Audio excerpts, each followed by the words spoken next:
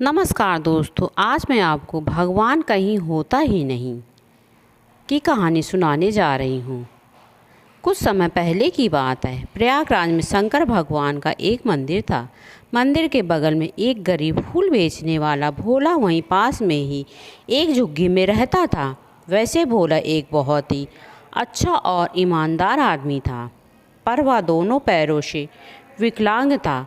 उसकी शादी हो गई थी और उसके 2 बच्चे थे, लेकिन भोला बहुत ही गरीब था। उसे कई साल हो गए थे फूलों की दुकान लगाए हुए, मगर वह अपने काम से कमाकर पूरी तरह अपने घर का खर्चा भी नहीं चला पाता था। इसी बात से गुस्सा होकर उसने भगवान की पूजा करना भी छोड़ दिया था। जबकि उसकी फूल की दुकान ठीक भोले बाबा के मंदिर के सामने ही था। भोला का एक लड़का और एक लड़की थी। रोज़ दुकान पर उसकी सहायता करने के लिए आते थे और भोला दिन का इतना अच्छा था कि वह रोज़ ही दुकान पर आने वाले कुत्ता बिल्ली जैसे जानवरों को भी दूध पिलाता था। यही नहीं, बल्कि वह रोज़ ही मंदिर के बाहर बैठने वाले एक बूढ़े आदमी को भी रोज़ ही फ्री में चाय और ब्रेड खिलाता था। लेकिन वह कभी भी उस मंदिर की तरफ बिल्कुल भी ध्यान नहीं देता था। तभी एक दिन उस बूढ़े बाबा ने भोला से पूछ लिया और कहा कि भोला बेटा, तुम रोज़ मुझे इस मंदिर के बाहर सुबह शाम चाय और ब्रेड देने आते हो, लेकिन तुमने आज तक इस मंदिर की तरफ बिल्कुल भी ध्यान नहीं दिया और ना ही तुम इस मंदिर के आगे कभी भी उसे ईश्वर को नमस्कार नहीं करते हो। ऐसा क्यों?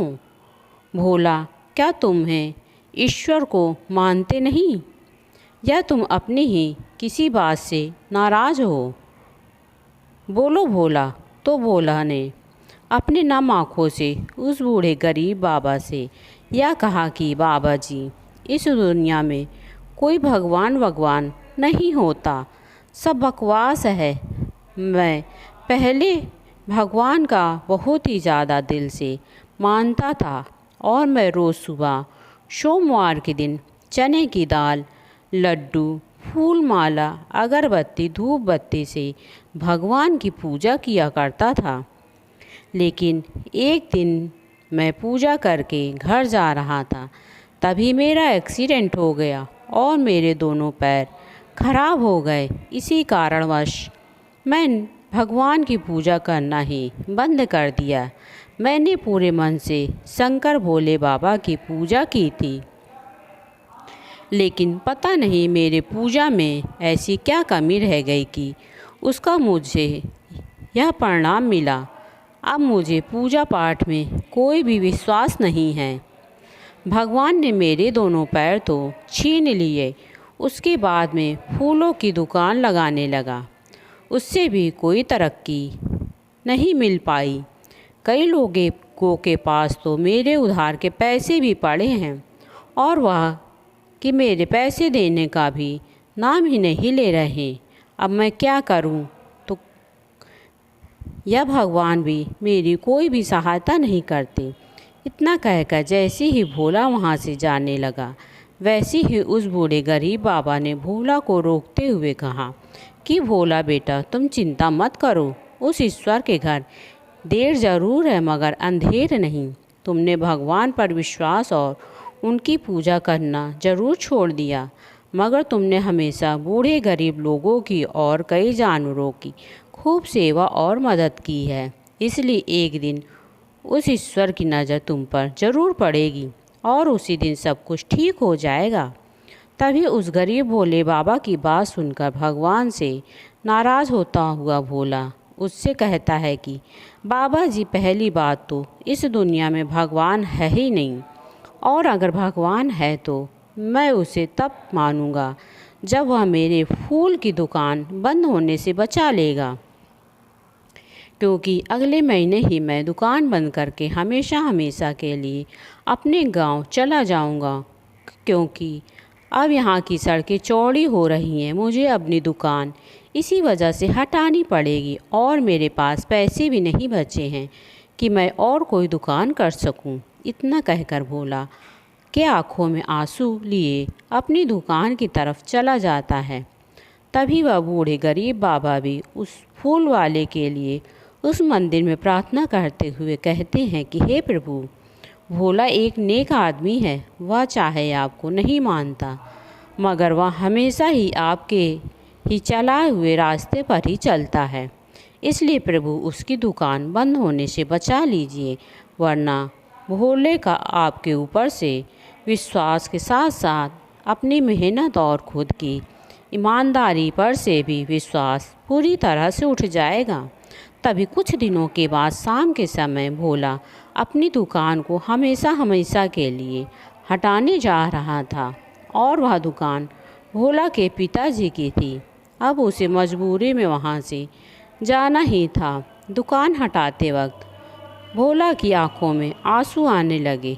तो जैसे ही भोला फूल की दुकान हटाने के लिए दुकान के बगल में लगी हुई पुराने डंडे को निकालने के लिए वहाँ एक गड्ढा खोदने लगा, तो जैसे ही भोला ने वह एक कठोर चीज़ देखी। जब उसने वहाँ गड्ढा पूरी तरह से खोदा, उसने वहाँ एक छोटा सा घड़ा मिला।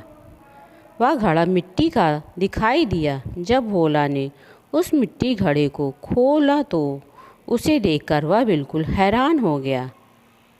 उसमें गहने और बहुत सारे सोने के सिक्के और जीवर थे। अब भोला को अपनी आंखों पर विश्वास नहीं हो रहा था, तो उसने जल्दी से उस घड़े को एक कपड़े लपेटा और वह घर पर अपनी पत्नी के पास चला गया। उसकी पत्नी भी उस घड़े को देखकर हैरान थी।